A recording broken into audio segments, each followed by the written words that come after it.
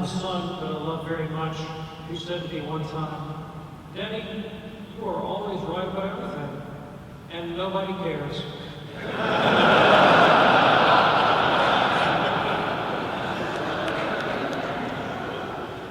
Before I was Catholic, my whole orientation in life as a Christian, because I believed in the Protestant doctrine of salvation by faith alone, I thought the most important thing I could do would be to persuade people to believe the faith through any means necessary. And for me, that was an intellectual way. It was to master Christian theology and become an apologist.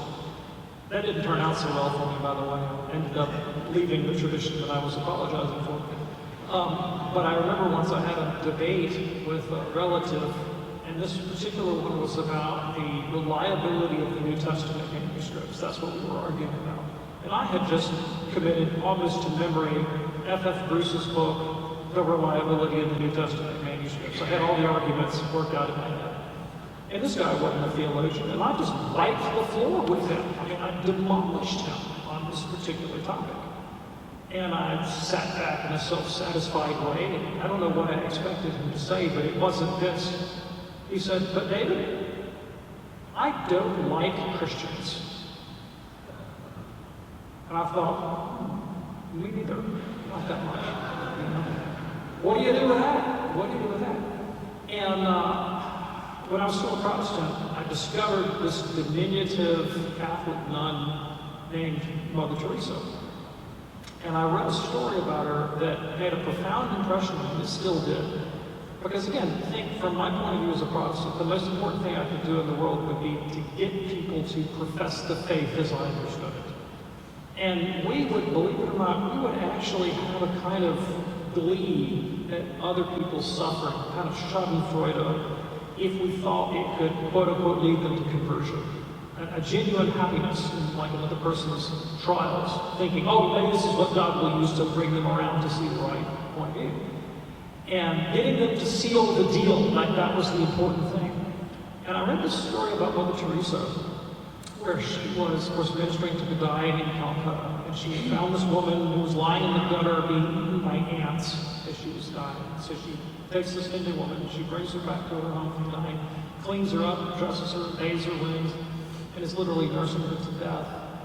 And, you know, as an evangelical, I was like, okay, now you got her where you are. This is the time to lay the four spiritual laws on her. This is when you try to coerce her into making an act of faith and inviting Jesus into her life.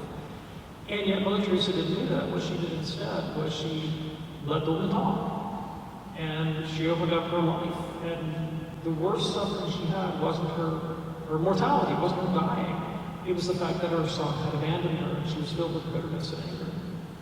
And through her own love and charity, Mother Teresa brought this woman to the point of saying, I forgive my son. In other words, she helped elicit a moral transformation in the woman, not a religious conversion.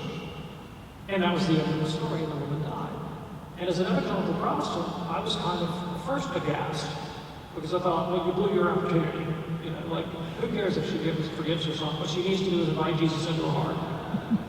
And, but then I was convicted, and experiences like the one I had with the fellow in the debate and others led me to see how my own profound need to always be right, to always have an answer, to be able to best someone in debate, made me into a really obnoxious person.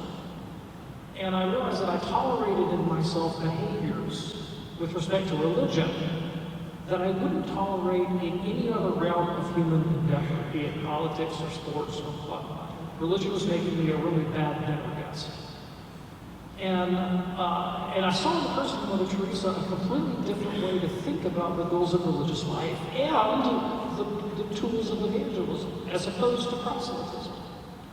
And today I'm only more confirmed in this conviction that with most people, we are not going to win them through argument, but we have to show them that Christians are people that they don't have to dislike, and that we can lead with charity and by the transformation of our own lives. And so that's what I always advise people when they have these situations with their relatives. Like, you know, they may never convert, they may never come back around, but they sure as heck aren't going to do it just because you're right.